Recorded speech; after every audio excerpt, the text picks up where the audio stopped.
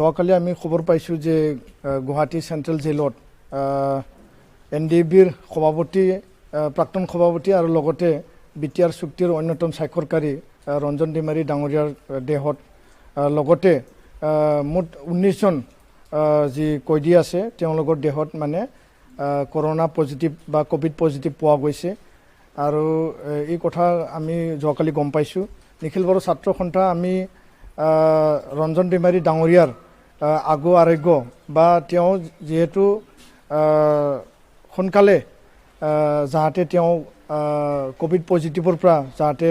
ভাল হৈ আহে আমি এইটো ঈশ্বৰৰ ওচৰত আমি প্ৰাৰ্থনা জনাইছোঁ আৰু লগতে অসম চৰকাৰ আৰু যি স্বাস্থ্য বিভাগ তেওঁলোকক আমি আহ্বান জনাইছোঁ যে তেওঁলোকৰ যি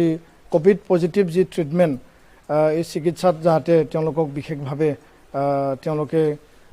চিকিৎসা প্ৰদান কৰে আৰু যাতে চিকিৎসা প্ৰদান কৰাত কোনো তেনেকুৱা লেহেমীয়া বা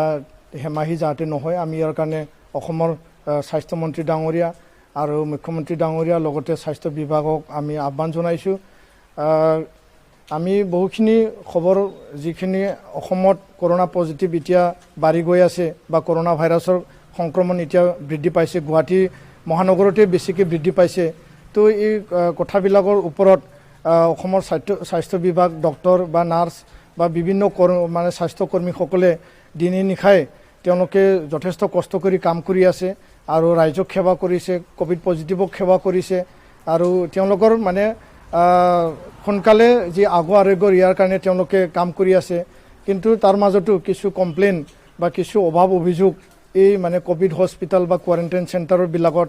আহি থকা আমি মানে শুনিবলৈ পাইছোঁ বা দেখা পাইছোঁ। তো ইয়াৰ কাৰণে এই ক্ষেত্ৰতো অসম চৰকাৰে বিশেষ ভূমিকা লৈ পেলাই যাতে কোভিড পজিটিভ থকা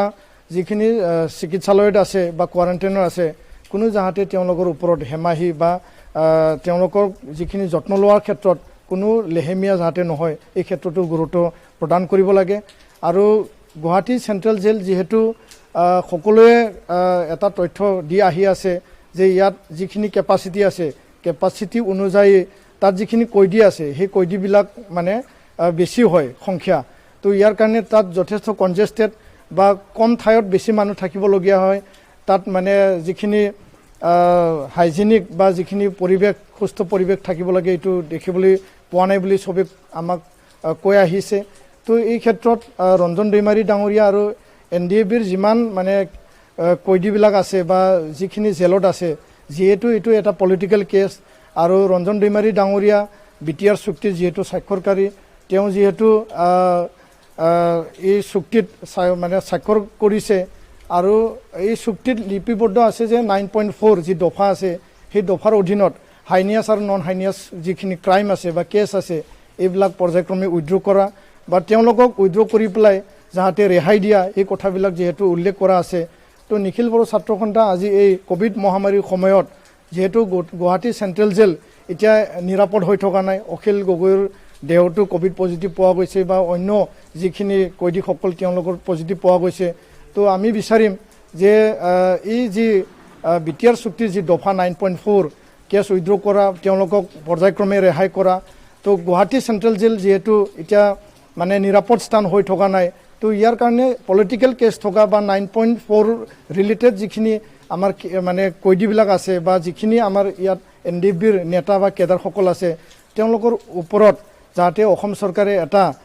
সিদ্ধান্ত লৈ পেলাই তেওঁলোকক যাতে নিৰাপদ স্থানলৈ তেওঁলোকক লৈ যোৱা বা পৰ্যায়ক্ৰমে তেওঁলোকক ইয়াৰ পৰা ৰিলিজ দিয়া। তেওঁলোকৰ কেছ যেতিয়ালৈকে শেষ নহয় তেওঁলোকে চৰকাৰৰ অধীনতে থাকিব বা জেল কৰ্তৃপক্ষৰ অধীনতে থাকিব। কিন্তু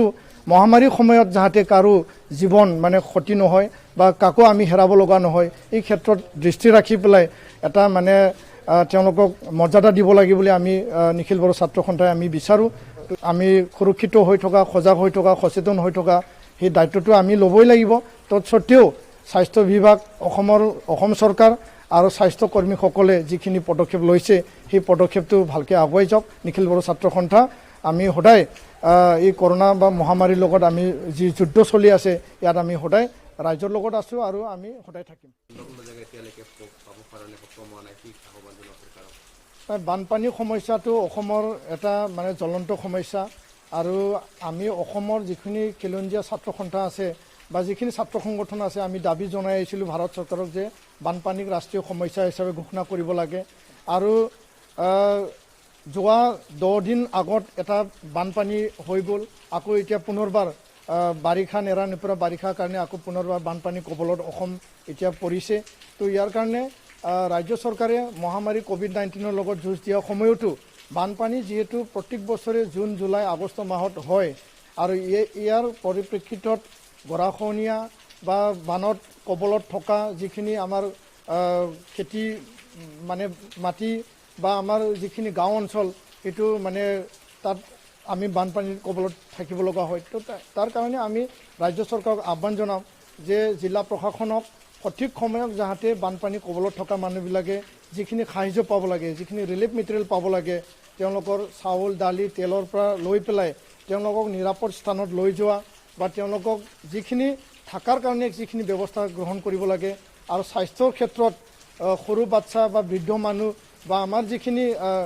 প্ৰেগনেণ্ট যিখিনি মহিলাসকল আছে তেওঁলোকক যাতে যথেষ্ট গুৰুত্ব প্ৰদান কৰি পেলাই যাতে পদক্ষেপ লয় ইয়াৰ কাৰণে আমি ৰাজ্য চৰকাৰক আহ্বান জনাইছোঁ আৰু এই ক্ষেত্ৰত